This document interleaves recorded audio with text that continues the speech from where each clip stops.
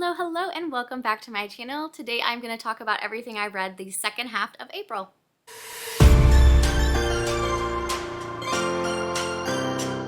So once again, welcome back, or welcome if you're new. Thank you so much for clicking on this video. I would love it if you would subscribe if you enjoyed this kind of content. I am going to talk about everything that I read the second half of April, so from the 16th onward.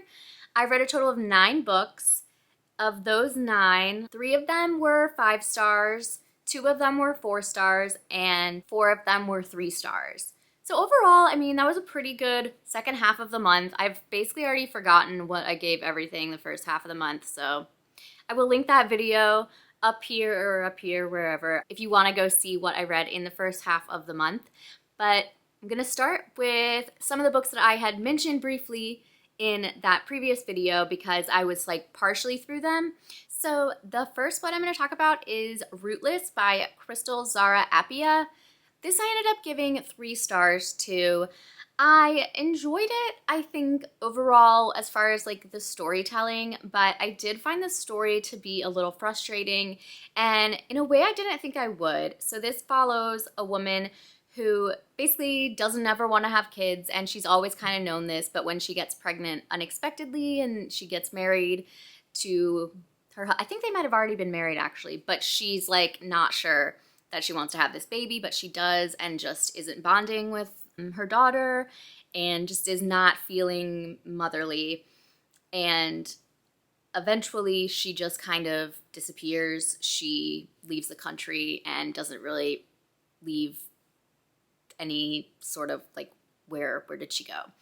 It is pretty like clear once you're in the story that she went somewhere to stay with family, but I found the main character's actions very frustrating, and I too do not want children, as I know I've mentioned here, and I am not having any, but I would then not do that. So that's the biggest issue I had, was that I certainly sympathize with the fact that she does not want children and she feels pressure, but she shouldn't have had any to begin with if she wasn't prepared to be a mother to the child. That's my biggest gripe, and that is kind of, as much as I want to say, for spoilers' sake, there is a big twist near the end that I kind of felt was, I don't want to say unfair to the reader, but it kind of maybe was unfair to the reader because it comes out of nowhere and it just, you feel blindsided. But anyways, that book was fine. I'm sure it has an audience, but that audience was just maybe not me. I would definitely read more from this author though, because I did enjoy the book and the writing and the storytelling. Next, I read The Half of It by Juliet Fay. I really liked this. This was a really sweet kind of second chance romance, but also just kind of like regular contemporary fiction following a woman who is kind of getting her second chance to like be who she wants to be. She's in her late 50s, mid to late 50s, and she runs into a guy that she had a little thing with in high school who kind of broke her heart. And they were extremely close in high school, and he did something that just like totally betrayed her. So they, haven't seen each other in like 40 years, and they run into each other taking their grandkids to the park. And so they sort of reconnect as friends, and their families kind of connect because the guy, Cal, is in a weird relationship with his wife, and the woman, Helen, is a widow. So just kind of like, how do they reconnect and form a bond, and like, can you really ever forgive and forget? I really loved this. I thought the ending was perfect and sweet, and it was just what I wanted. I feel like the only reason I didn't give this 5 stars was because I just can't imagine holding on to a grudge for like 40 years. And this is from like a champion grudge holder. I'm pretty good at holding grudges, and I just can't imagine caring that much even at like 34 about something that happened in high school. I mean, and actually seriously caring about it. I can joke around like, oh, yeah, this bitch did this to me and I'm like still mad. But like at the end of the day, if I ran into so-and-so, whoever wronged me, I would be perfectly polite, and I don't think I would be like dragging stuff up from the past. So I don't know. That was my only small gripe, but overall, it was a really good book, and I would definitely recommend it. So the next one I read was Dark Corners by Megan Golden. This is a sequel of sorts to The Night Swim, which is one of my all-time favorite thrillers. Unfortunately, this was closer to Stay Awake, which was Megan Golden's book from last year, I think, or maybe the year before, that I absolutely hated. And this, unfortunately, was not super great. It was definitely better than Stay Awake, but still was not The Night Swim. So this still follows Rachel Crawl, who is a podcast host, and she does true crime podcast, and she's basically following this influencer, goes to visit this guy that's in prison that's about to get out. He was in prison for breaking and entering, I think, but he was suspected of killing several women. So they're trying to kind of like lock up a case against him before he gets out of prison so they can keep him there. So a couple days before, this influencer goes to visit him. It seems like, why do they have anything in common? So Rachel gets a call from the FBI because when they're like, we need you to do part of this case, because there was a communication between the two of them when she went to visit the guy in prison that basically had to do with Rachel, and so they've gotten her involved. And then she just refuses to leave and doesn't let the FBI do their job. This did not feel like the same character from The Night Swim. This podcast host, there's like very little podcast element to this at all, which was a bummer because that was really one of my favorite things about The Night Swim. Rachel as a character is so unpleasant, just harsh. She's always kind of thinking the worst of everyone, and she just felt like a very different character, and I didn't like her. She also made a lot of choices that felt out of character, and she was very clever in The Night Swim, and this I don't know. She just felt like your average like character in a thriller. This can be read as a standalone because, like I said, it doesn't have anything to do with The Night Swim except for the main character, who doesn't even feel like the same person.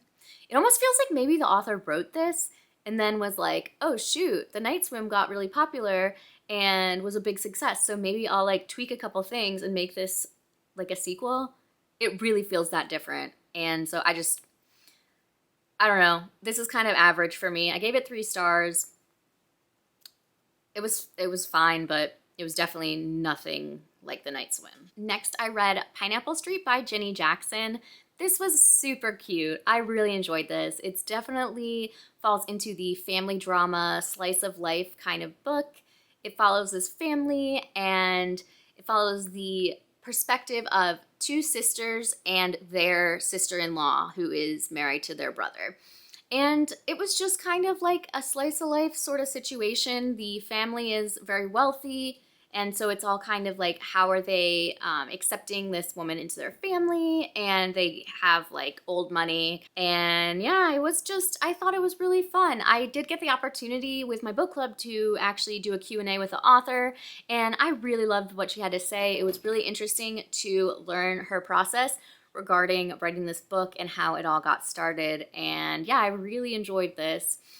There's not a whole lot of plot to talk about, just because it is very much like day-to-day kind of things, but it was really great. If you like that kind of family drama, everyday kind of stuff, then I definitely recommend this, because that has become one of my like favorite genres, and if you like that, you will like this. I gave that one 5 stars. Next, I read Saturday Night at the Lakeside Supper Club by J. Ryan Straddle. This I didn't love as much as I loved his previous books, but I still gave it 4 stars. It just had a lot less plot than his other books. This follows a family. Technically, I guess it's 2 families, but then they merge at one point, and they have competing restaurants, but don't let that make it that makes it sound like it's just like, ooh, competing restaurants, but like it's very like minorly competing, I guess.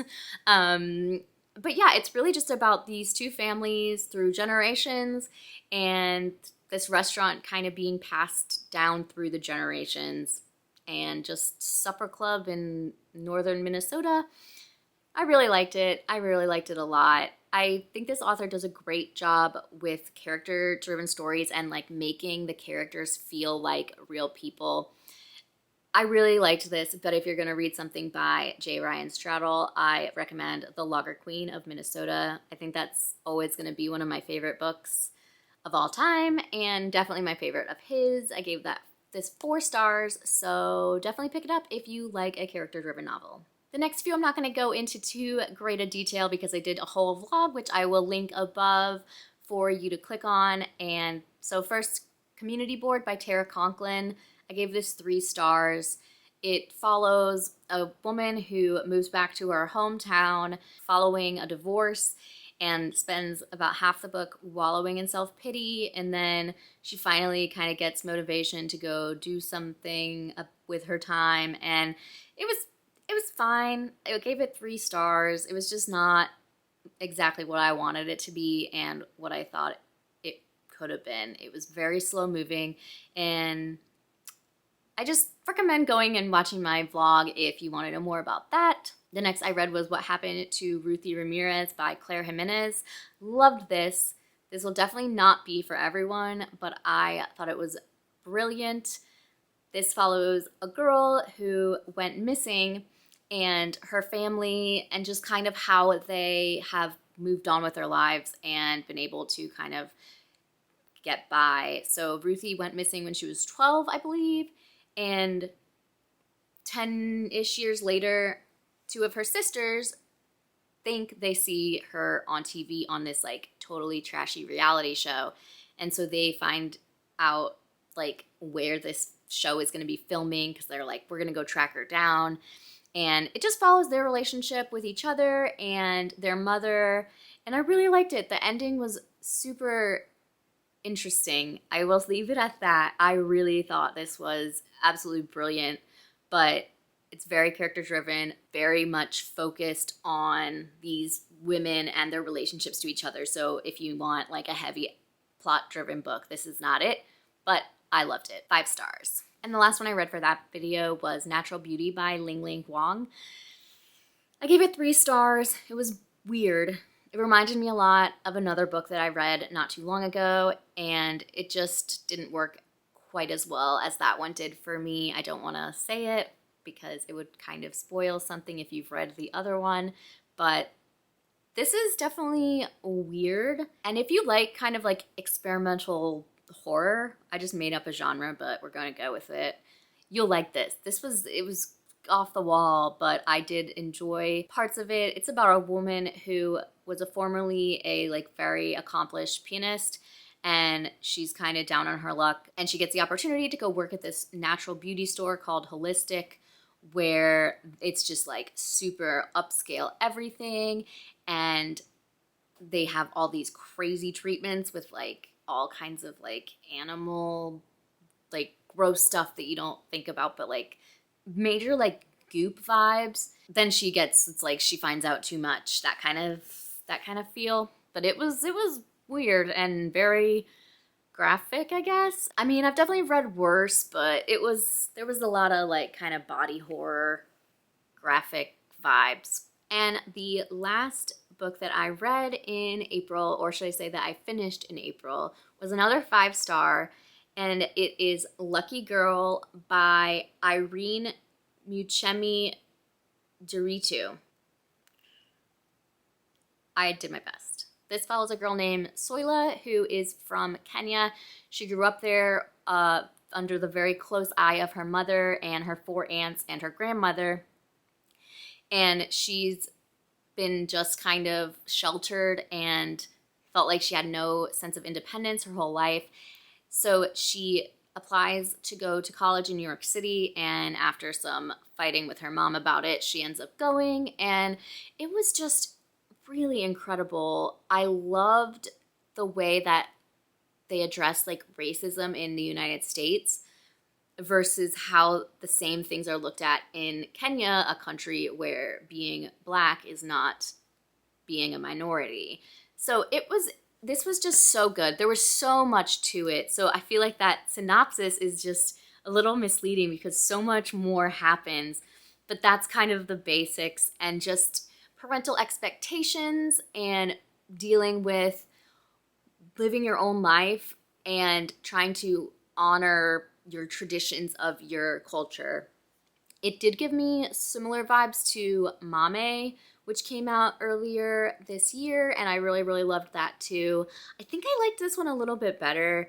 I just think there was a little more story, but it's also maybe recency bias because I just read this a couple days ago, finished it, and I read Mame like back in February, I think. So who knows?